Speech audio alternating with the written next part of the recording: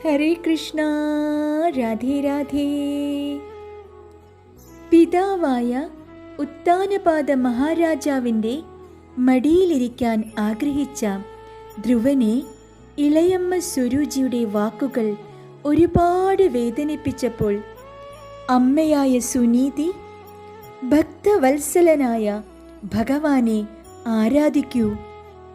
ഭഗവാൻ ഒഴികെ ആർക്കും നിന്റെ ദുഃഖം തീർക്കാനാവില്ലെന്ന് പറഞ്ഞ നിമിഷം തപസ് ചെയ്യുവാനായി കേവലം 5 വയസ്സു മാത്രം പ്രായമുള്ള ധ്രുവൻ കാട്ടിലേക്കിറങ്ങിത്തിരിക്കുന്നു.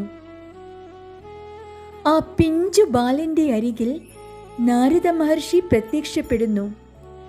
ഭഗവാന്റെ സർവാംഗസുന്ദരമായ രൂപത്തെ ഓം നമോ ഭഗവതേ വാസുദേവായ എന്ന നാമത്താൽ പൂജിക്കൂ എന്നറിയിക്കുന്നു. 6 മാസക്കാലം നീളുന്ന കഠിന തപസാൽ ഭഗവാൻ ധ്രുവന്റെ മുൻപിൽ പ്രത്യക്ഷപ്പെടുന്നു.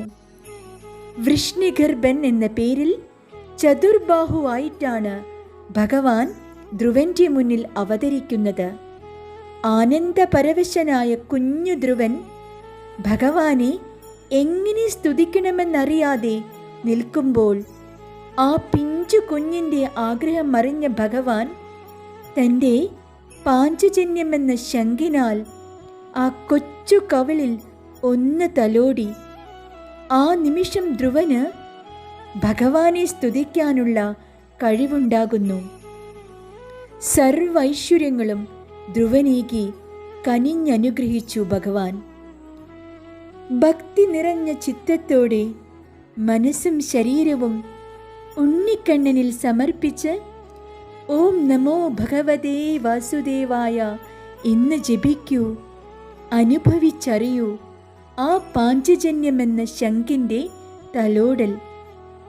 തളരുമ്പോൾ താങ്ങാവുന്ന ഒറ്റപ്പെടലിൻ്റെ തുരുത്തിൽപ്പെട്ടുഴലുമ്പോൾ ആരോരുമില്ലാത്തവർക്ക് എന്നും താങ്ങും തണലുമായിരിക്കുന്ന പൊന്നുണ്ണിക്കണ്ണൻ അവഗണനയുടെ ശരങ്ങളേറ്റ് കുഞ്ഞു ധ്രുവൻ വിതുമ്പിയപ്പോൾ മന്ത്രധ്വനിയാൽ പ്രത്യക്ഷമായി പൊന്നു ഗുരുവായൂരപ്പ പ്രേമഭക്തി തന്നനുഗ്രഹിക്കണേ.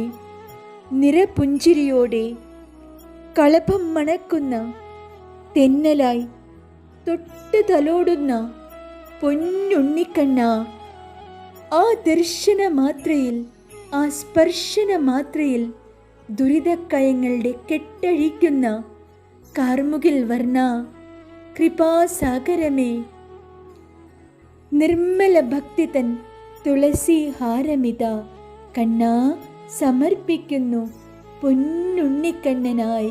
ഹരേ കൃഷ്ണ. രാധേ രാധേ.